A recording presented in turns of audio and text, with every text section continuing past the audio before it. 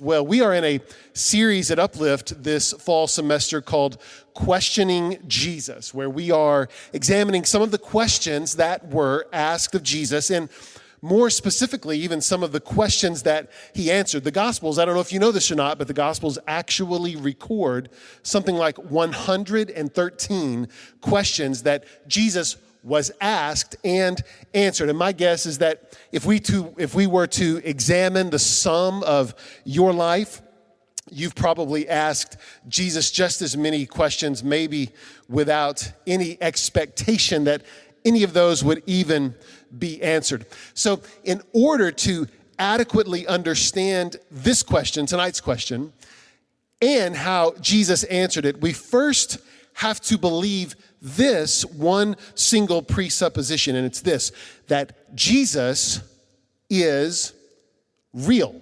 That Jesus is real. That he actually lived. That he was a human being, because skeptics largely claim that Jesus perhaps was not a real figure, or if he was, the narratives of his life in the Gospels are largely exaggerated. And you know what?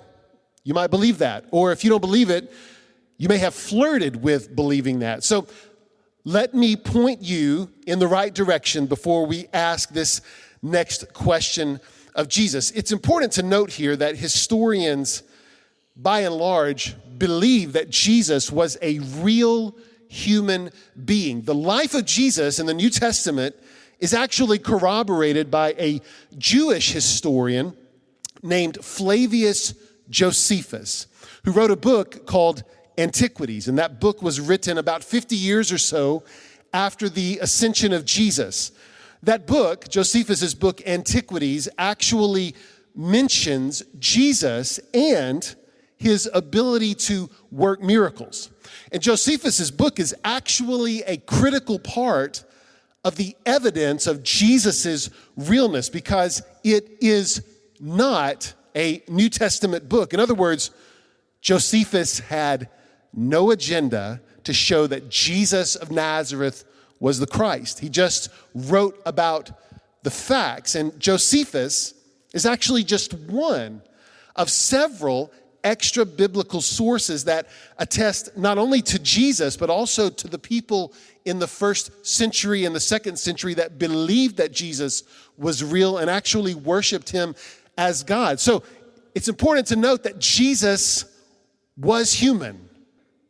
This is the single presupposition for tonight's question, the next question in our series. And here's the question: who gave you your authority? An absolutely layered question. It doesn't really deny Jesus' existence. It doesn't deny his supernatural power. Instead, it gets right to the core of both of those things with a whole handful of sub-questions that are just as big. You've asked all of these. Who gave Jesus the right to forgive sin? Or maybe even more pointed, who gave Jesus the right to decide what is a sin? Who gave Jesus the power to drive out demons? Who gave Jesus the power to decide who gets healed and who doesn't? Or who gave Jesus the right to only heal a select few? And who gives Jesus the right to make any claims in our lives? This question, who gave you your authority? This is a demanding question of reconciliation. In other words, we have the data that Jesus was an amazing moral teacher and he was a great miracle worker, but I'm not really sure if he's more than that. And if he is, I'm going to need him to prove it to me.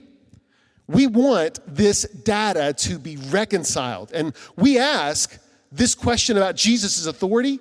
We ask this question even if we don't know it, in the toughest of moments, when those we love are sick, when catastrophe strikes us, when the world seems to upend itself. This is the question we ask, really.